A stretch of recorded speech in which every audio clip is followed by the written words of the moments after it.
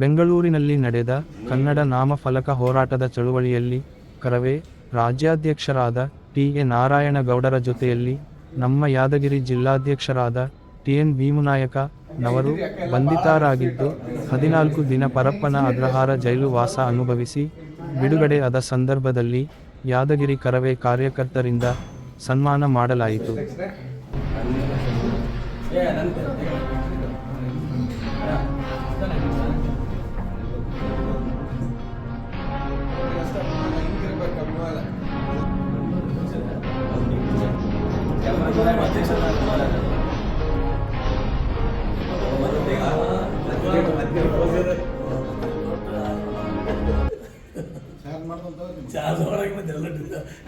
ಏನು ಚಾಲಣ 4 ದಿವಸದಿಂದ ಉಪವಾಸ ಹಾಕಿ ನಾವು